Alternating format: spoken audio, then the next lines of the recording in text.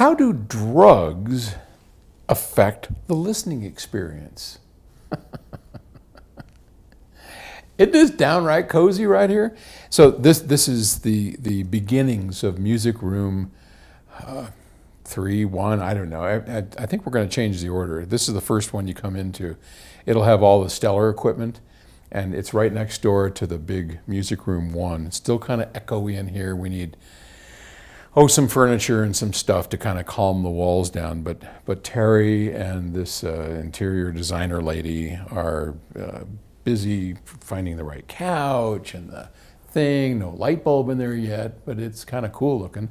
So I love it. I mean, I couldn't decorate my way out of a paper bag, but at least these ladies have some, they actually have great taste. I really love it.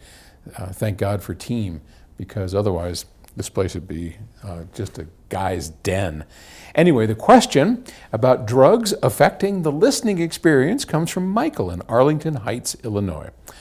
Hey, Paul, I couldn't help but stumble across an old video about someone asking if audiophiles are stoners. It was a funny question, but it definitely made sense in some regards. I feel very awkward asking the CEO of a company this question. Please, never feel awkward asking me that kind of stuff. I mean, you might get some, stiff-assed CEO of another company. That isn't me. I mean, Terry gets mad at me when I don't wear the right color socks and stuff, but I could care less. Anyway, I'm trying.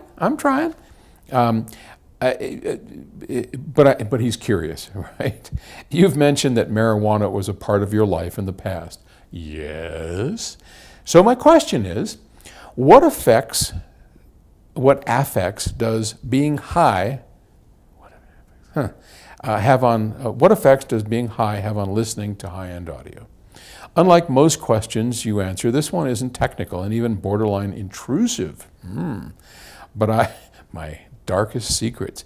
But I would like to hear your stories. Thanks for considering my question. Michael Thomas, a broke college audiophile. I love it. Thank you, Michael. That's great. Well, if you want to know the deepest, darkest secrets, we'll do the shameless plug first.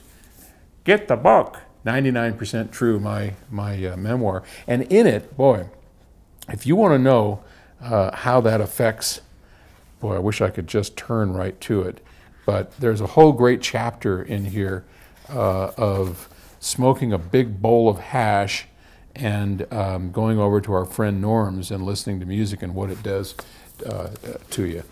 And I think you'll find that. Just go to Amazon. I think you in particular would enjoy this book a lot. So 99% True, go to Amazon and get the audiobook so you don't actually have to use your eyes to read. Well, I think back in the day, well, first off, back in the day, I was stoned from the moment I got up to the moment I went to bed. I mean, the first thing I did in the morning, way back when I started PS Audio, I mean, literally would get out of bed, brush my teeth, grab a cup of coffee, roll a big fat joint, smoke it, and read the New York Times. I mean, I did that for years. That was just my routine. That's how I started my day. So, I mean, I was constantly loaded. And when we would listen to music, it was kind of always under the influence of marijuana. Sometimes I would, in particular, if I wanted to really get an enhanced version, I would definitely smoke. So pot is, how do I put this? When you smoke marijuana, it changes like anything, whether it's alcohol, but pot's very different. Pot changes your perspective. It eliminates a lot of the extraneous stuff. Like right now, I'm aware of the air conditioner and I'm aware of the lights and all that. And all of this data is coming into my head at the same time. And I'm processing it as a collection of stuff coming in. When you smoke dope, that collection gets, much of it gets eliminated. Not that you don't hear it, but your attention span lasers in an area where you get this, like, you've seen stoned people like fascinated by looking at an apple or looking at my toenails, you know, whatever it is. So you kind of narrow your focus down, and you are much more tuned in to a specific aspect of something than you would normally be where you're not laser focused on something. So that's when I listen to music on that. And if I wanted to hear, if I focused in on depth, man, you smoke a joint and yeah, you're going to hear all, and it doesn't distort it. It just distorts your attention span and your concentration on a specific area. I mean, there was all this propaganda and horse shit for years about how, you know, pot made all these distortions. I mean, unless you're an idiot with it, it really doesn't. It just changes your perspective. Now, that answers your question specifically. The downside, and then there are a number of downsides to it, and one of the reasons I don't smoke and haven't smoked in years, is that it does the attention thing to a fault. So it's at the exclusion of other things that isn't necessarily good. I mean, you get so focused on some things that it's to the detriment of all these other things, and that is usually debilitating. I stopped smoking pot when I realized that what I really wanted out of it was a change of venue. And since I was loaded all day, and since the effects of pot stay in your system for weeks, even if you only smoked a little bit each day, you were pretty much always high. So that change of state was not so dramatic anymore.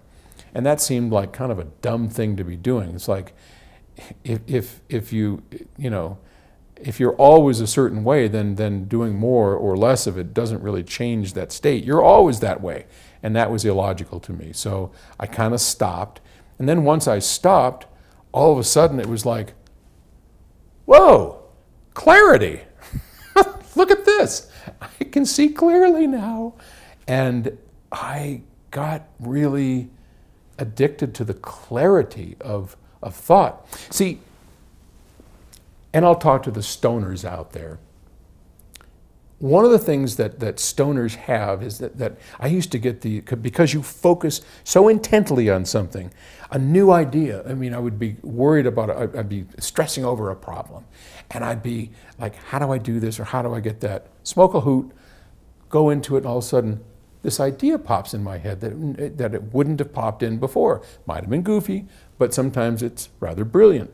And I thought, man, I'm going to lose all those creative things that I got when I smoked. And when I stopped smoking, I was really afraid of losing those innovative, creative thoughts. And for a period, I did. I was like living in a desert. But I had clarity. I had a clarity that I hadn't had for years. And I got so addicted to that clarity. I could see things that were just not, that were completely hidden from me when I was stoned. And then slowly but surely, the creative stuff came back. So it was kind of like I was missing it because, I don't know why, but it was just, had formed all of that and had done its thing. Then without it, a whole new thing opened up that I couldn't see while stoned. So, in the end, I haven't smoked in years and years and years. And because I wake up each morning with such a clarity of thought and with such energy of going forward in the day, I would never give that up now. Fortunately for me, people say, well, gosh, are you sad that you did that? Oh, no. No.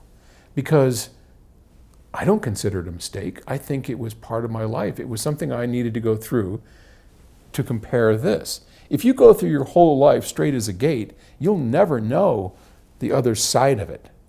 And if you go through your whole life loaded or stoned or drunk or whatever, you'll never know the joys of clarity. So again, it's about balance. I am so thankful for everything that has happened in my life. Okay? And much more like that, last shameless plug, go out and buy the book, 99% True, go to Amazon, download it, read it, get the paperback. If you want a signed copy, just go to our website and you'll find it there under accessories or somewhere. All right, talk to you tomorrow. Bye.